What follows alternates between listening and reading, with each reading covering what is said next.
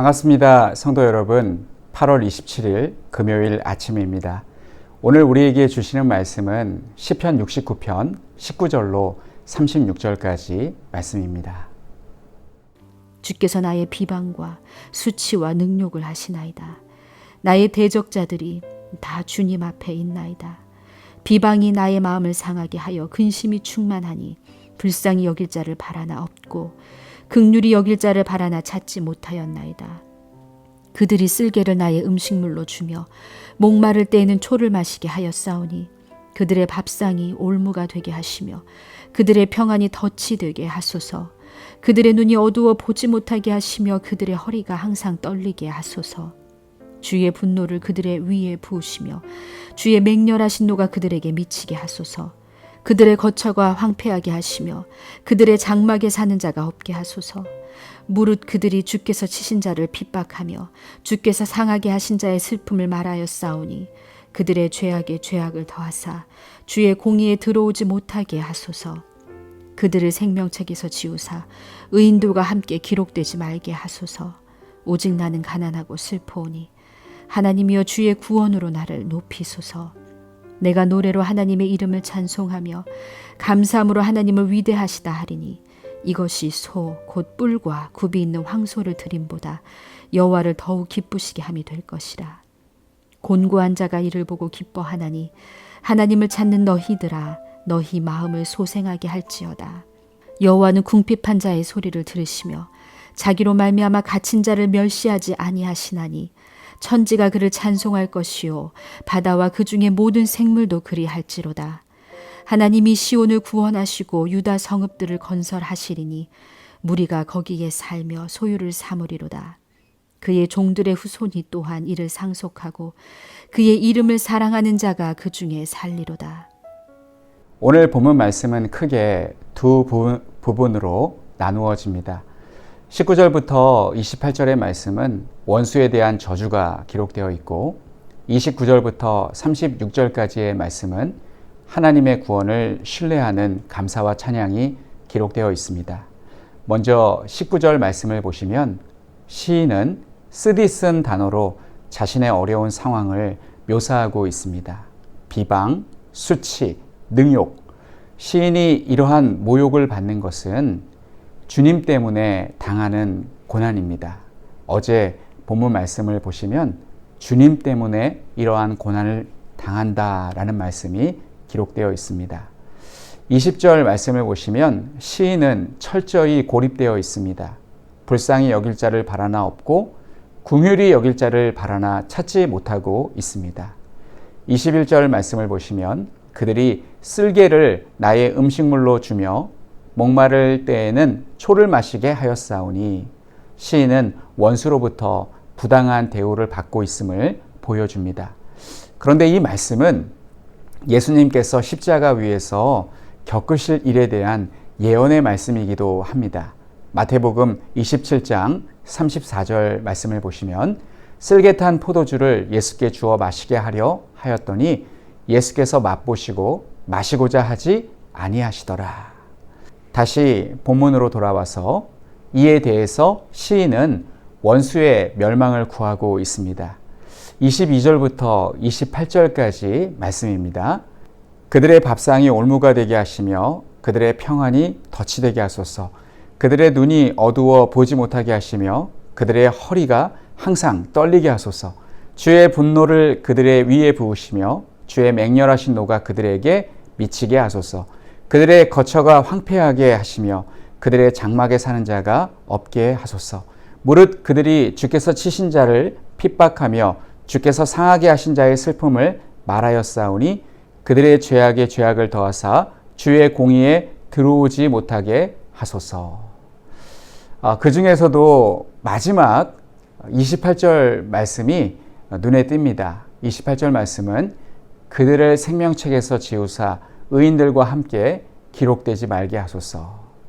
28절 말씀처럼 하나님께는 생명책이 있습니다. 원어에 따르면 이 책은 살아있는 자의 명단이라고 할 수 있습니다. 시편 해석의 권위자이신 김정우 교수님께서 그렇게 설명하고 있습니다. 하나님께서 이 책에서 이름을 지우시면 그 사람은 죽게 됩니다.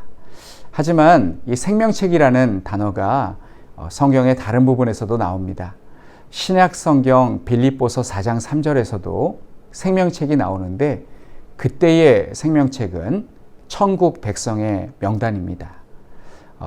천국 백성 명단에 이름이 없으면 지옥에 갈 수밖에 없는 그런 불행한 일이 벌어집니다. 그래서 우리는 본문에서 시인이 생명책에서 이름을 지어달라고 하는 것은 지옥에 가게 해달라는 말씀으로 받아들이기보다 그들이 심판을 받아 죽게 해달라는 말씀으로 이해해야 합니다. 사람을 살인하거나 살인하도록 시키는 것, 살인을 교사하는 것은 죄악된 일이지만 생명의 주인이신 하나님께서 생명을 취하시는 것은 하나님의 주권이며 시인이 하나님께 구한다고 하나님께서 다 들어주시는 것은 아니기 때문에 죄가 되지는 않습니다. 시인이 이렇게까지 기도하는 것은 그가 받고 있는 고통이 극심하기 때문에 그렇습니다. 우리는 이 시인의 기도, 이 저주를 받아들이기가 조금 부담스럽기는 하지만 오늘 우리는 이 말씀이 성경에 기록된 데에는 다 이유가 있을 것이라고 믿고 시인의 기도를 함부로 비판해서는 안 됩니다. 물론 예수님께서도 원수도 사랑하라고 말씀하셨습니다.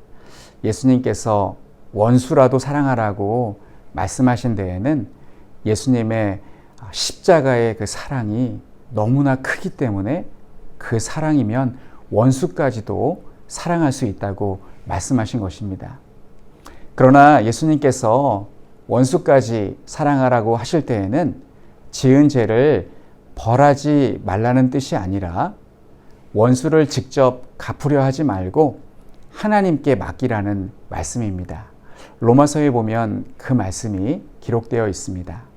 죄에 대해서는 국가가 처벌을 하되 개인적으로는 원한을 갚지 않는 것이 성경의 가르침입니다. 왜냐하면 흉악한 범죄는 개인에게 국한되지 않고 사회 전체에 파장을 일으키기 때문에 그렇습니다. 자, 29절부터 36절까지 시인은 성도의 구원을 구하며 감사의 찬송을 드리고 있습니다.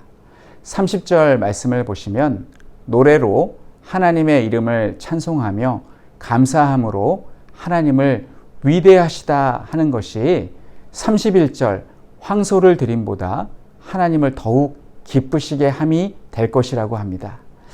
새 속에 물든 사람은 하나님께서 찬송보다 거액의 헌금을 더 기뻐하실 거라고 생각하는데 분명히 오늘 본문에 기록되어 있습니다. 하나님은 찬송을 더 기뻐하십니다. 하나님은 황소를 드림보다 찬송을 더 기뻐하신다고 말씀합니다. 사무엘이 사울을 책망할 때에도 비슷한 말을 하였습니다. 순종이 제사보다 낫다. 우리는 이 말씀을 항상 기억해야 합니다. 하나님은 황소를 드림보다 찬송을 더 기뻐하시며 제사보다 순종을 더 낫게 보신다.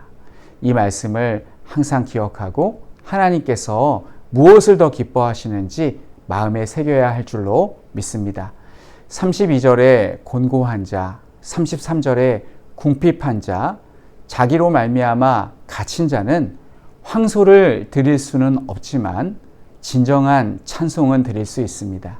그래서 이들은 34절의 말씀과 같이 천지가 그를 찬송할 것이요 바다와 그 중에 모든 생물도 그리할지로다 라고 하며 하나님을 찬송하고 있습니다.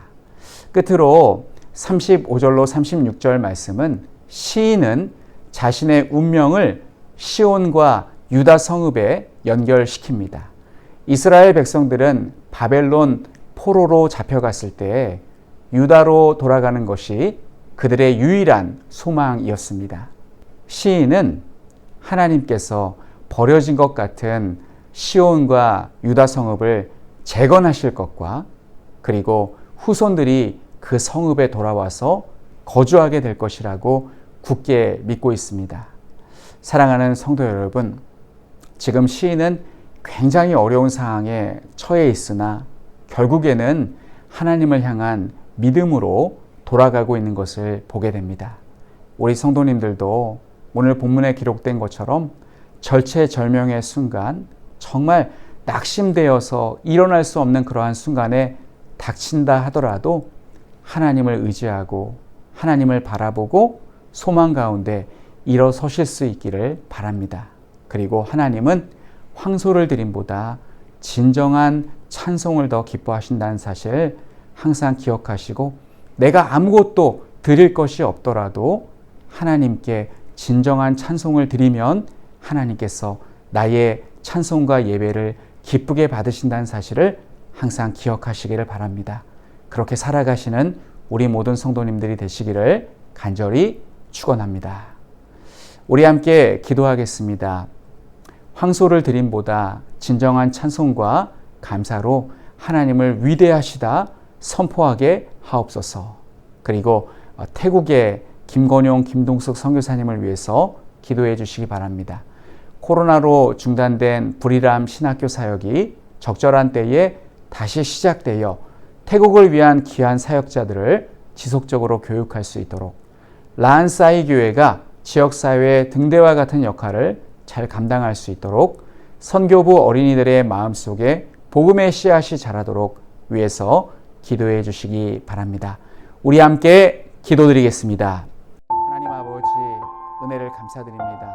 하나님, 우리가 황소를 드림보다 진정한 찬송과 감사로 하나님을 위대하시다 선포하게 하여 주시고, 하나님, 오늘 본문에 기록된 것처럼 시인이 절체절명의 위기, 정말 절망할 수밖에 없고 낙심할 수밖에 없는 너무나 우울한 상태였지만 하나님 그 가운데서 하나님을 바라보고 하나님께 찬송을 드렸던 것처럼 하나님, 우리도 그렇게 하나님을 믿을 수 있도록 인도하여 주시옵소서. 하나님, 태국의 김건용, 김동수 선교사님을 기억하여 주셔서 코로나로 중단된 불이람 신학교 사역이 다시 재개되게 하시고 라한사이 교회가 지역사회의 등대와 같은 역할을 잘 감당할 수 있도록 도와주시고 성교부 어린이들의 마음속에 복음의 씨앗이 자라도록 인도하여 주시옵소서. 하나님 아버지, 은혜를 감사드립니다. 오늘 말씀을 통해 시인이 얼마나 힘들었을까, 정말 욥과 같은 그런 고난을 당하고 있는 것을 우리가 보았습니다.